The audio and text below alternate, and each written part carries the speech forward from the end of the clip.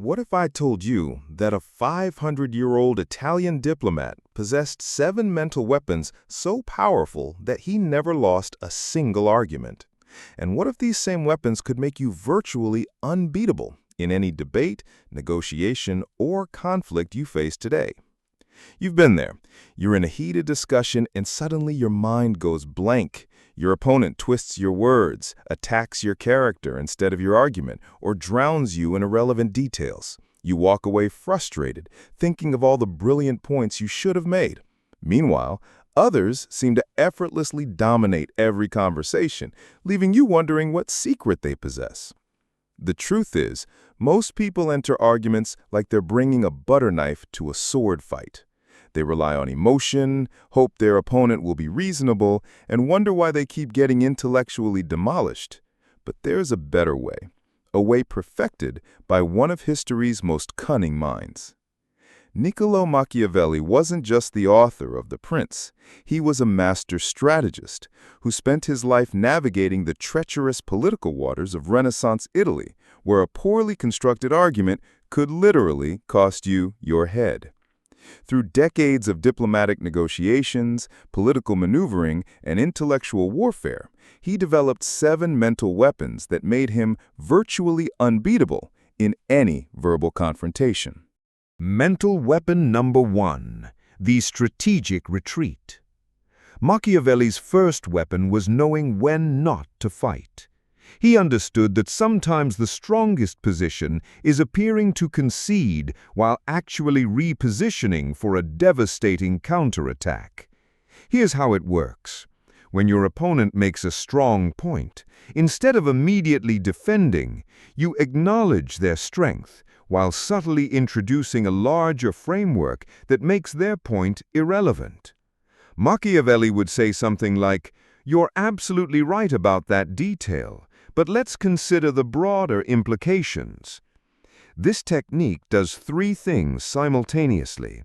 It disarms your opponent's aggression by validating them, it positions you as reasonable and thoughtful, and it allows you to redirect the entire conversation to terrain where you're stronger. Your opponent thinks they've won a battle, but you've actually changed the entire war. Mental weapon number 2, the moral reframe. Machiavelli was notorious for his ability to make any action seem justified by reframing the moral landscape. He didn't argue that immoral things were moral. He argued that the entire moral framework was wrong for the situation. When someone attacks your position on moral grounds, instead of defending within their moral framework, you change the framework entirely. If they say your business strategy is greedy, you don't argue it's not greedy.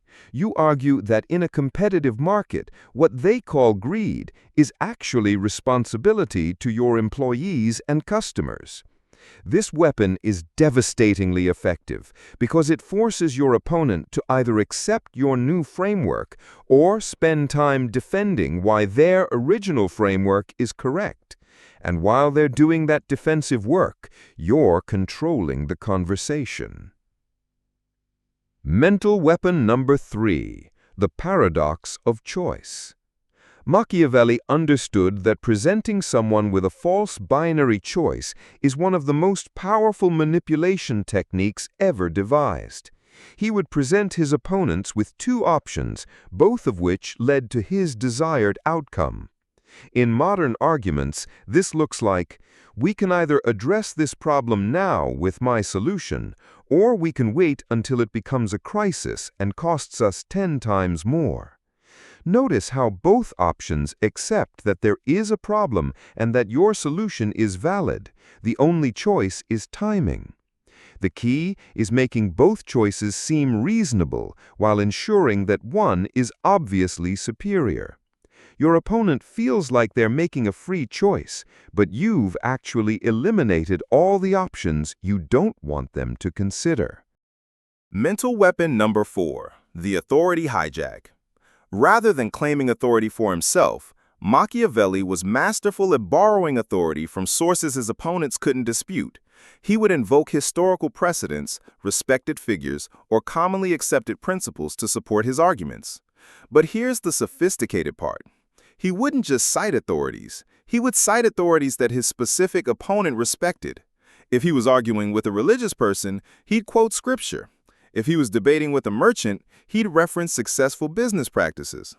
This technique is incredibly powerful because it turns your opponent's own value system against them. They can't reject your argument without rejecting their own stated beliefs. You're not asking them to trust you, you're asking them to trust themselves. Mental weapon number 5, the inevitable conclusion. Machiavelli had an uncanny ability to make his preferred outcome seem like the only logical conclusion. He would lead his opponents through a series of seemingly reasonable steps, each one building on the last until they found themselves agreeing with something they never intended to accept. This works through a process called logical momentum. You start with something your opponent already believes, then show how that belief logically leads to another belief, which leads to another, and so on. Each step feels small and reasonable, but the cumulative effect is massive. For example, you agree that we want what's best for the company, right? And you'd agree that what's best for the company is long-term success. And long-term success requires adapting to market changes. Well, this new strategy is exactly that adaptation. By the end, rejecting your conclusion means rejecting their own stated values. Mental weapon number 6, the emotional Aikido. While Machiavelli is often portrayed as coldly rational, he was actually a master of emotional manipulation, but not in the way most people think. Instead of generating emotions, he redirected those emotions. When someone came at him with anger, he wouldn't match their anger or try to calm them down. Instead, he would redirect that emotional energy toward a target that served his purposes. He would say something like, "You're absolutely right to be angry, but you're angry at the wrong person. The real source of this problem is..." This technique is incredibly sophisticated because it validates your opponent's emotions while redirecting their focus. They feel heard and understood, but their emotional energy is now working for your agenda instead of against it. Mental weapon number 7, the systematic demolition.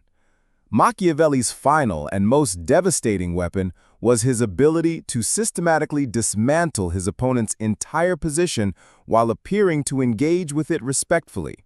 He would identify the key assumption underlying their argument, then methodically show why that assumption was flawed.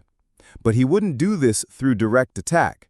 Instead, he would ask a series of innocent-seeming questions that forced his opponent to examine their own assumptions. That's an interesting point. Help me understand, when you say X, do you mean Y or Z? And if you mean Y, how do you account for this historical example? And if Z, doesn't that contradict what you said earlier about... By the end of this process, his opponent would realize that their entire argument was built on quicksand. But because Machiavelli had led them to this realization through questions rather than assertions, they couldn't accuse him of attacking them unfairly. These 7 weapons work because they operate on a deeper level than most people's defensive mechanisms. Most people prepare to defend their specific positions, but they don't prepare to defend their frameworks, their assumptions, or their emotional reactions. When you use these techniques, you're not just winning arguments, you're demonstrating a level of intellectual sophistication that commands respect. People may not like your conclusions, but they'll respect your process. However, with great power comes great responsibility. These techniques are so effective that they can be used to manipulate people into accepting things that aren't in their best interest. Machiavelli himself warned about this. He understood that the same tools that could be used to create order and prosperity could also be used for exploitation and tyranny. The ethical use of these weapons requires that you use them in service of truth and genuine mutual benefit, not just personal advantage. When you redirect someone's emotions, make sure you're redirecting them toward a legitimate problem. When you create a paradox of choice, make sure both choices are genuinely reasonable options. Here's what I want you to do right now. Think of the last argument you lost, not because you were wrong, but because you couldn't articulate your position effectively. Replay that conversation in your mind, but this time use one of Machiavelli's 7 weapons. Which technique would have been most effective? How would you have reframed the discussion? Practice this mental exercise with past conversations, and you'll start to see these patterns everywhere. More importantly, you'll start to recognize when others are using these techniques on you. And once you can see the weapons, you can defend against them or redirect them.